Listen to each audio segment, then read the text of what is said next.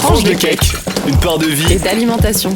Le podcast Par Belle Bouffe. C'est un podcast imaginé par Belle Bouffe et qui vient parler des pratiques alimentaires durables en temps de Covid à Lyon. Dans cette mini-série, tu peux retrouver des histoires inspirées d'interviews réelles menées lors de confinement de 2020. Tranche de cake te propose de croquer à pleines dents les récits de 8 personnages qui te racontent leurs questionnements et les évolutions de leurs pratiques. Aujourd'hui, tu as la chance de rencontrer Franck, un nouveau locavore. Salut tout le monde, je m'appelle Franck et j'ai 24 ans. Perso, moi j'étais déjà bien convaincu par l'importance de manger bio et surtout local avant le Covid. J'essayais par exemple d'aller dans les commerces de mon quartier quand je pouvais. L'apparition du virus, ça a quand même eu quelque chose de positif dans ma vie. Ça m'a vraiment conforté dans mes idées. Ça m'a réellement poussé à aller à l'action et aussi à aller chez les petits commerçants. Surtout uniquement chez eux. Parce qu'avant, même si j'y pensais, je finissais toujours par compléter mes courses dans les supermarchés, un peu de viande, un peu de poisson.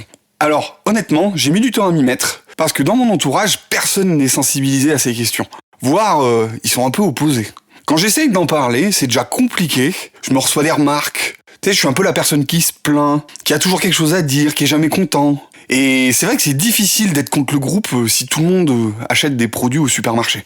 Avec le temps, on finit par plus rien dire, on mange avec eux quoi. Je pense que ça parle à beaucoup de jeunes qui sont devenus végétariens ce que je raconte, et ils doivent se reconnaître. Là, avec le confinement et la limitation d'1 kilomètre, j'avais plus d'excuses. Personne pour me dire quoi faire. Le magasin de producteurs, il est littéralement à côté de chez moi.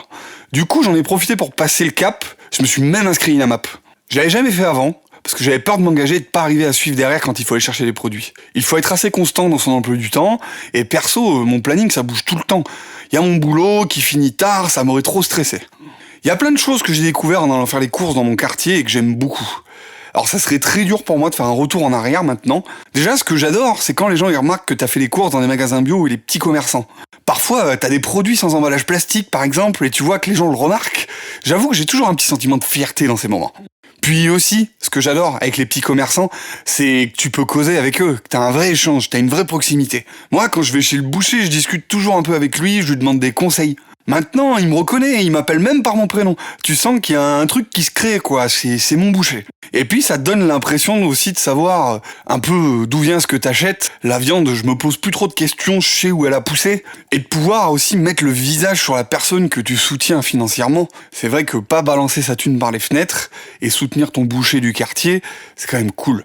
Alors, comme tu peux t'en douter, ça a fait que moi, j'ai continué d'acheter chez les petits commerçants même quand ça a déconfiné. Et d'ailleurs, je suis resté dans la map, même si c'est pas le plus pratique, j'avoue.